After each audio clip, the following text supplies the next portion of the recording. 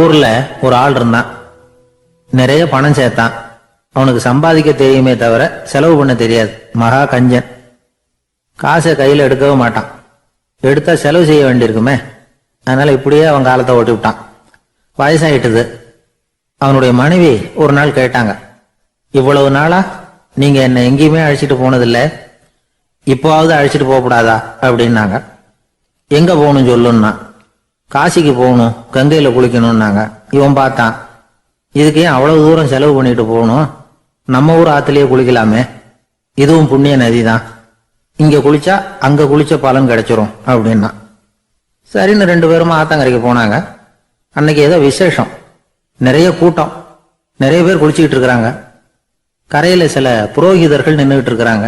குளிக்கிறதுக்கு முந்தி அவங்க கிட்ட உட்காந்தா ஏதோ மந்திரம்லாம் சொல்லுவாங்க, கொஞ்சம் காசு கொடுக்க வேண்டியிருக்கும்.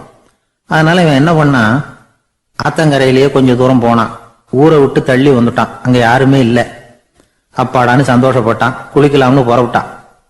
இந்த நேரம் கடவுள் பார்த்தார், இந்த கஞ்சனுக்கு ஏதாவது புத்தி போகட்டணும் அப்படின்னு நினைச்சார்.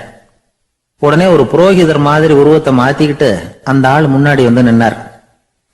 அவனுக்கு அதிர்ச்சி. இங்க யாருமே இருக்க மாட்டாங்கன்னு நினைச்சா இங்கேயுமே ஒரு ஆள் வந்துட்டாரு, என்ன பண்றதுன்னு யோசனை பண்ணான். புரோகிதர் உருவத்தில் இருந்த கடவுள் சொன்னார், இதை பாருங்க, இன்னைக்கு விசேஷ நாள், நீராடுறதுக்கு முன்னாடி சுயகல்பம் பண்ணிக்கிறது ரொம்ப நல்லது அப்படின்னார். என்கிட்ட பணம் எதுவும் இல்லையேன்னா. பரவாயில்ல, அப்புறமா கொடுங்க, வாங்கிக்கிறேன். ஆனா ஒண்ணு, எவ்வளவு கொடுப்பீங்கிறத மட்டும் இப்பவே சொல்லி கொடுங்க அப்படின்னார். இவன் ரொம்ப யோசனை பண்ணான். ஒரு 10 பைசா தரேன் அப்படின்னா. சரின்னு ஒத்துக்கிட்டு எல்லா கிரியைகளையும் அவர் செஞ்சார். அதுக்கப்புறம் கணவனும் மனைவியும் ஆத்துல குளிச்சாங்க. அவர் போயிட்டார். கொஞ்ச நாள் கழிச்சு அவன் வீட்டுக்கு வந்தார், கடனை வசூல் பண்றதுக்கு. வாசல்ல நின்றுகிட்டு இருந்த அவன் மனைவி இவரை பார்த்ததும் தயங்க ஆரம்பிச்சாங்க. அந்த அம்மா கிட்ட விஷயத்த சொன்னார். அந்த அம்மா ஓடி போய் உள்ள இருக்கிற தன்னுடைய கணவர்கிட்ட சொன்னாங்க. அவன் யோசனை பண்ணான், இப்ப வெளியில போனா அவனுக்கு 10 காசு கொடுக்க வேண்டியிருக்கும், அதனால எனக்கு காய்ச்சல்னு அந்த ஆளுகிட்ட சொல்லிவிடு, இன்னொரு சந்தர்ப்பத்துல என்ன வந்து பார்க்க சொல்லு அப்படின்னா. அந்த அம்மா போய் சொன்னாங்க. அப்படிங்களா, அப்படின்னா அவரை நான் உடனே போய் பார்க்கணுமே அப்படின்னு உள்ள நுழைய ஆரம்பிச்சார். அவங்க மறுபடியும் இருங்க தான் வரேன்னு சொல்லிவிட்டு உள்ள ஓடி விஷயத்த சொன்னாங்க. இது ஏதுடா வம்பா போச்சு அப்படின்னு பார்த்தான். மனைவியை கிட்டத்துல கூப்பிட்டான். இதோ பாரு, ஜன்னி கண்டு நான் இறந்து போயிட்டதா சொல்லிவிடு அப்படின்னா சொன்னாங்க. புரோகிதர் பார்த்தார். அப்படின்னா ஒரு வழியா இருந்து அவருடைய இறுதி சடங்குகளையும் நானே முடிச்சுட்டு போயிடுறேன் அப்படின்னார்.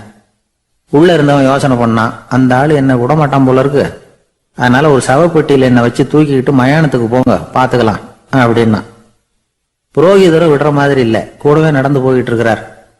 அங்க இறக்கி சடங்குகளை முடிச்சுட்டு தீ வைக்கிற நேரம் பொட்டிக்குள்ள இருந்த நம்ம ஆளு அலறி அடிச்சுட்டு வெளியில ஓடி வந்தான். புரோகிதர் உருவத்தில் இருந்த கடவுள் சிரிச்சார், தன்னுடைய சுய உருவத்தை காட்டினார். அதுக்கப்புறம் அவனை கூப்பிட்டு, இத பாருப்பா, ஏன் இப்படி அல்லாடுற, ஏதாவது வர வேணும்னா கேள் தரேன் அப்படின்னார். அவன் யோசனை பண்ணான். பகவானே, ஒரே ஒரு வரம் தான் உங்ககிட்ட கேட்கணும்னா. என்ன வேணும் கேளுன்னார். அந்த 10 பைசா தட்சணையை தள்ளுபடி பண்ணா போதும் அப்படின்னா. கடவுளும் சரின்னு சொல்லிட்டு போயிட்டார். இப்படி ஒரு கதையை சுவாமி சிவானந்தர் சொல்லியிருக்கிறார். செல்வந்தர்கள் பல பேர் இப்படித்தான் இருக்கிறாங்க. தாங்களும் அனுபவிக்க மாட்டாங்க, அடுத்தவங்களுக்கும் கொடுக்க மாட்டாங்க. இது மாதிரியான கஞ்சர்களுக்கு இந்த உலகம் இல்லை, அந்த உலகம் இல்லைங்கிறார் அவர். இந்த கதையில கடவுள் கடன் வசூலுக்கு வந்தது மாதிரி நம்ம ஊர் ஆள் ஒருத்தன் இன்னொருத்தர்கிட்ட 10 பைசா கடன் கொடுத்துட்டான். திருப்பி வாங்கறதுக்கு நடையா நடக்கிறான். கடைசியா கேட்டான், நீ எப்பதான் கடனை திருப்பி தரப்போற, அதை முடிவா சொல்லுன்னா. வர்ற வியாழக்கிழமை கண்டிப்பா கொடுத்துருவேன் அப்படின்னானா அவன். அன்னைக்கு நான் ஊர்ல இருக்க மாட்டேனே அப்படின்னானா இவன். அதனால என்ன, நானும் தான் அன்னைக்கு ஊர்ல இருக்க மாட்டேன் அப்படின்னானா.